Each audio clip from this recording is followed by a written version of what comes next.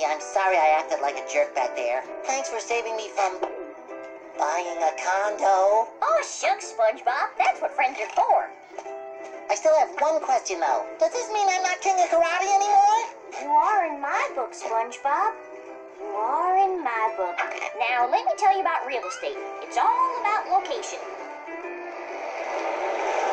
I'm here! The King of Clarinets has arrived!